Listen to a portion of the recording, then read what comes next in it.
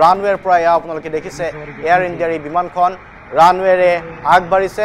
তাৰ পাছত উৰিবলৈ চেষ্টা কৰিছে ক্ৰমে দেখি থাকিব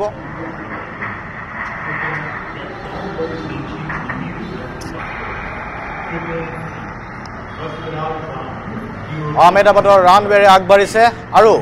এয়া উৰণ আৰম্ভ হৈছে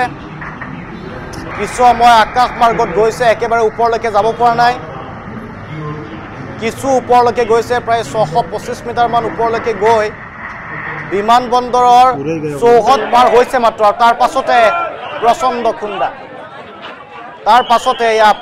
খুন্দা সেই বিশেষ হোষ্টেলটোত যেটো হোষ্টেলত খুন্দা মৰাৰ পাছত সেই হোষ্টেলত থকা ইন্টাৰ্ন মেডিকেল ষ্টুডেণ্টটো 5 জনকৈ নিহত হৈছে পুনৰবাৰ চাওক এই দৃশ্যটো এয়াই হৈছে এই দৃশ্যটো এয়াৰ ইণ্ডিয়াৰ এই অভিযপ্ত বিমানখন উৰণ আৰম্ভ কৰাৰ পূৰ্বৰ মুহূৰ্ত এয়া উৰণ আৰম্ভ কৰিছে কিছু দূৰলৈকে গৈছে এতিয়াও বিমানবন্দৰৰ চৌহদৰ ভিতৰতে আছে এয়া বিমানবন্দৰৰ চৌহদ আহমেদাবাদৰ তাৰ পাছত বিমানখনে ওপৰলৈ উঠিবলৈ চেষ্টা কৰিছে বিমানবন্দৰৰ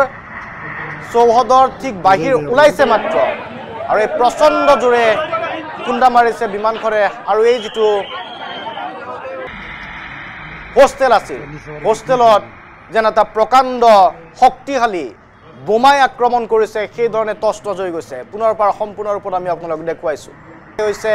এই দৃশ্যটো এয়াৰ ইণ্ডিয়াৰ এই অভিযপ্ত বিমানখন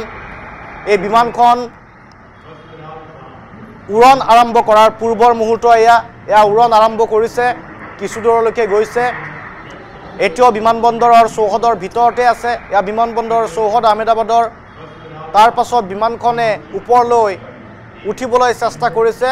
বিমানবন্দৰৰ চৌহদৰ ঠিক বাহিৰ ওলাইছে মাত্ৰ আৰু এই প্ৰচণ্ড জোৰে খুন্দা মাৰিছে বিমানখনে আৰু এই যেটো মৃত্যুৰ পূৰ্বৰ 4টা মিনিট আছিল আৰু এই 4টা মিনিটতে সকলো শেষ হৈ গ'ল ৰানৱে আহমেদাবাদৰ ৰানৱে আছিল এইটো আহমেদাবাদৰ ৰানৱেত এয়াৰ ইণ্ডিয়াৰ এই বিমানখনে